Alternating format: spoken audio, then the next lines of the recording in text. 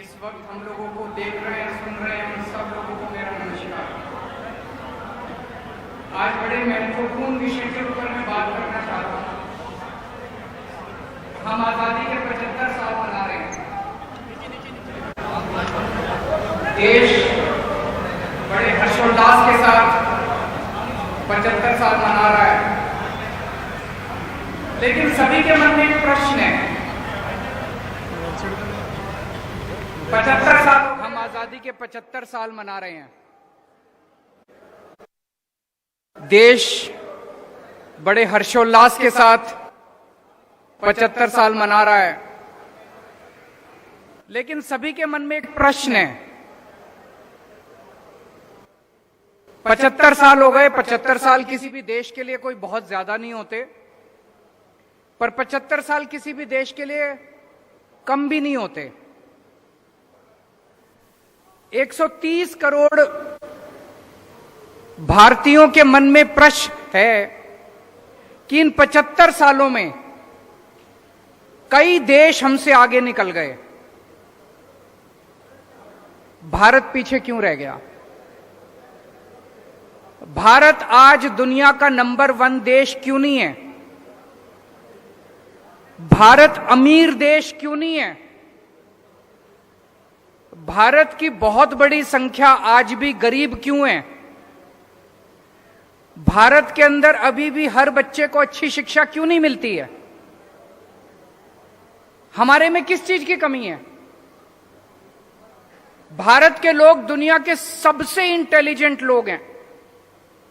भगवान ने जब पृथ्वी की रचना की और इंसान बनाया, सबसे इंटेलिजेंट लोग भारत में भगवान ने पैदा किए। हमारे लोग जब दुनिया भर में जाते हैं, अमेरिका ले लो, लंदन ले लो, फ्रांस ले लो, दुनिया की कोई मल्टीनेशनल कंपनी उठा के देख लो, ऊपर आपको एक इंडियन बैठा मिलेगा नंबर 1 या नंबर 2 पोजीशन पे। हमारे देश के लोग इतने इंटेलिजेंट हैं, इतने हार्ड वर्किंग हैं, फिर हमारा देश पीछे क्यों रह गया? भगवान ने जब पृथ्वी बनाई, भारत को सब कुछ दिया। भगवान ने सबसे खूबसूरत जगह भगवान ने भारत को बनाया।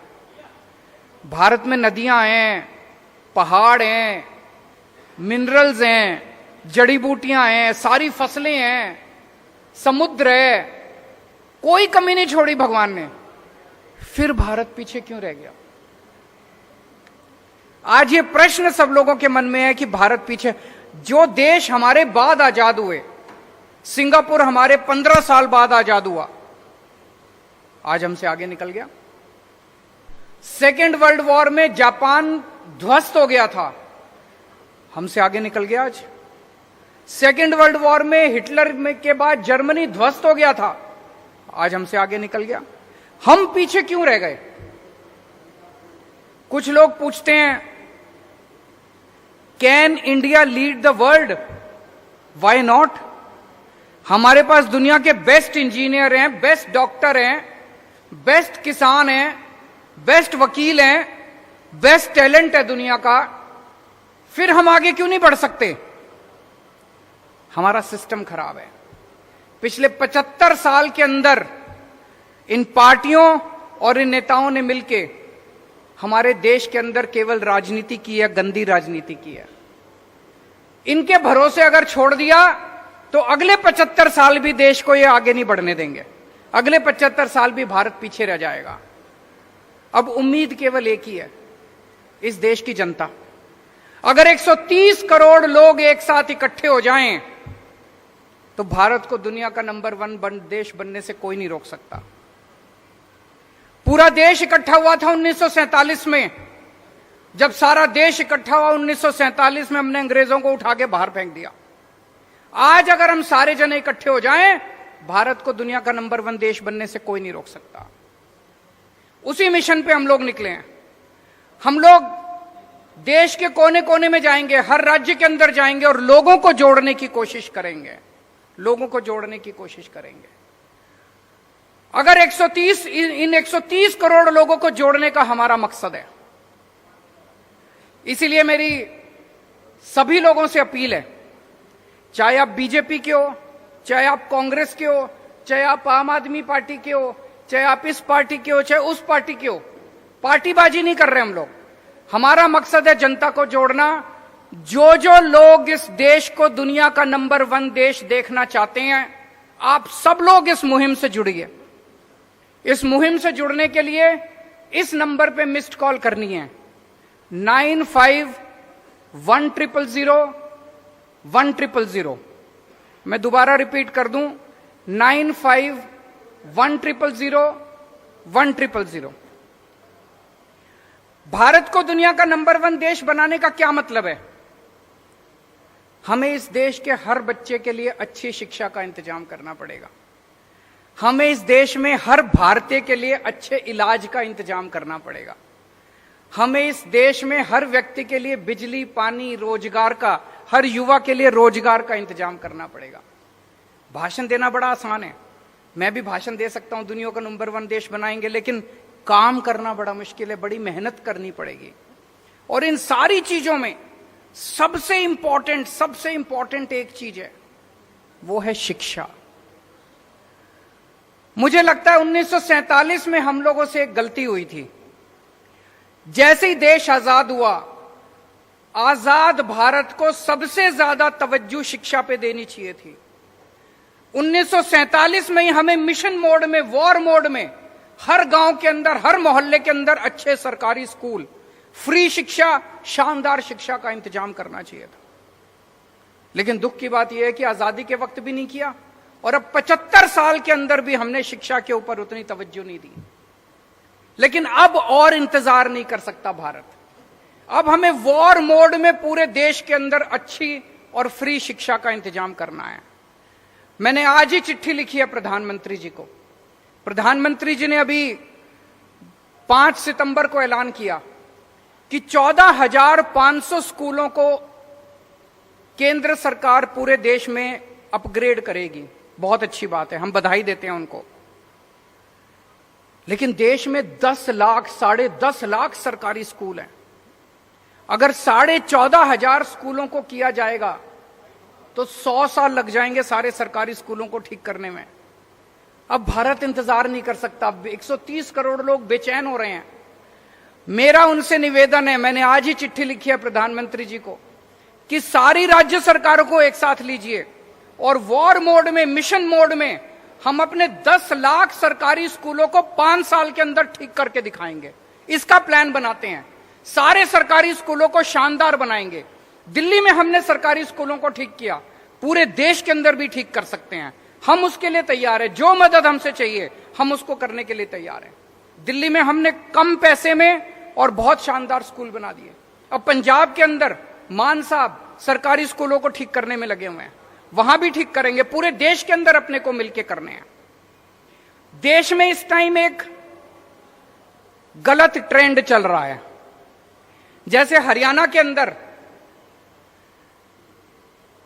मौजूदा सरकार ने लगभग 190 सरकारी स्कूल बंद कर दिए।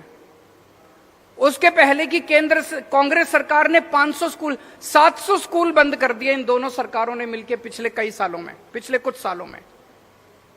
सरकारी स्कूल अगर हम बंद करते जाएंगे तो गरीब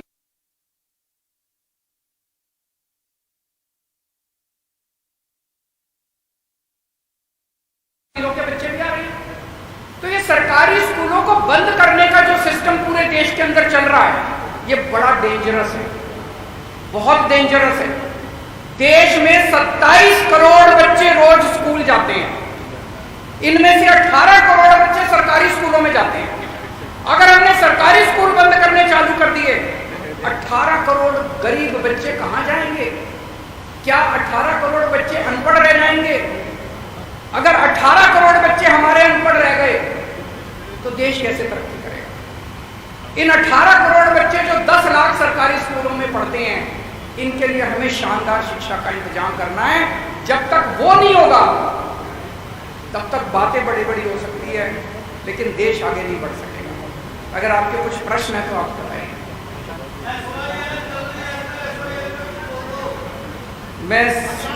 मैं जानता था जी आप एसवाई में जरूर पूछोगे। मैं पहले 2 मिनट मान साहब को कहूंगा कि वो अपनी बातें रखें, उसके बाद मैं जवाब दूंगा। बहुत बहुत धन्यवाद, शुक्रिया सर। देश के सबसे क्रांतिकारी मुख्यमंत्री अरविंद केजरीवाल जी ने जो बातें की हैं, मुझे नहीं लगता इससे पहले किसी पार्टी ने 70 साल के 75 साल के आज़ादी के समय के दौरान ये बातें उठाई होंगी, क्योंकि उनके मुद्दे धर्म से, नफरत से, इधर उधर की बातों से भरे होते हैं। शिक्षा की बात, स्वास्थ्य की बात, बिजली की बात, इंफ्रास्ट्रक्चर की बात, ये सिर्फ आम आदमी पार्टी करती है। जब छोटे होते थे तो अकेला दूरदर्शन चलता था, तो दूरदर्शन पे एक ऐड आती थी, मिले सुर मेरा तुम्हारा तो सुर बने हमारा। और उसमें पूरे देश के सभी वेशभूषा वाले लोगों को सम्मिलित किया गया था। एक पंजाब से भी था जो ट्रैक्टर पे जाता था, कोई तमिलनाडु से भी था, कोई गुजरात से भी था, कोई बंगाल से भी था। तो पूरे देश का सुर मिलेगा तो एक सुर बनेगा। यही बात आम आदमी पार्टी कह रही है कि अगर 123 करोड़ लोगों का सुर मिल गया एक बार, तो वो सुर जो होगा वो देश को नंबर 1 बना देगा। So make India number 1।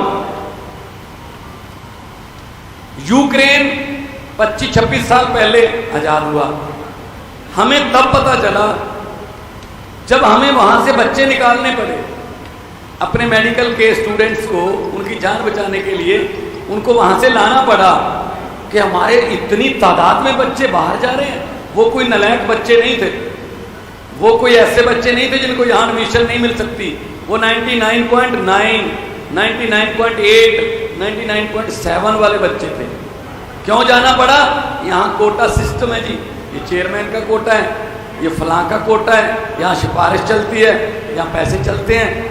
तो पेरेंट्स सोचते हैं जो काम 30 लाख में यूक्रेन में होता है वो यहाँ 3 करोड़ में होता है। तो 25 साल पहले आजाद हुआ देश हमसे ज्यादा मेडिकल इंफ्रास्ट्रक्चर में हमसे ऊपर चला गया। हम क्या करते रह गए? हम तो नारे लगाते रह गए, हम एक दूसरे को कोसते रह गए, एक दूसरे की निंदा करते रह गए। तो देश तभी बढ़ेगा जब सब ऊपर होंगे। देश तभी आगे बढ़ेगा जब सबका सुर मिलेगा। ये पोलराइजेशन, ये नफरत की राजनीति देश को आगे नहीं लेके जा सकती। पंजाब अनाज में देश को आत्मनिर्भर करने वाला स्टेट है। पंजाब के नौजवान आज भी चाइना पाकिस्तान बॉर्डर पर सीना ताने खड़े हैं। पंजाब माना गया है न्यू आइडियाज के लिए, नए इनकलाब्स के लिए। दिल्ली में इन्होंने जो शिक्षा की क्रांति लाई अरविंद केजरीवाल जी ने,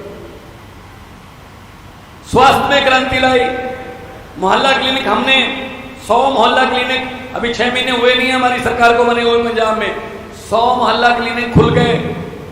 जून जुलाई से बिजली के बिल जो है 0 आने लगे। सेना में जो जवान फर्ज निभाते हुए अपनी जान कुर्बान करता है, 1 करोड़ रुपया उसको मिलता है। विधायकों को एक बार की पेंशन ही मिलेगी।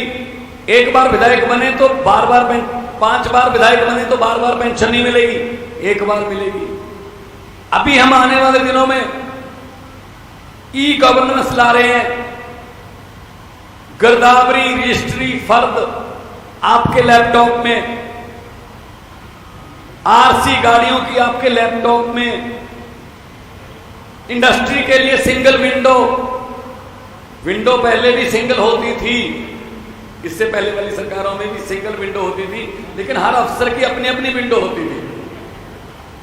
इससे पहले जो भी इंडस्ट्री वाले आते थे वो पंजाब से एमओयू करने नहीं आते थे, वो एक परिवार से एमओयू करने आते थे। अब जब वो इंडस्ट्री वाले आते हैं तो पंजाब के साथ हस्ताक्षर करने आते हैं। पंजाब में बड़ी बड़ी कंपनियां आ रही हैं, नौजवान युवाओं को रोजगार मिलेगा। वही नौजवान जो आईलेट्स करके या कोई और तरीके से विदेश जा रहा है, ब्रेन ड्रेन हो रहा है, वो देश में रहेंगे।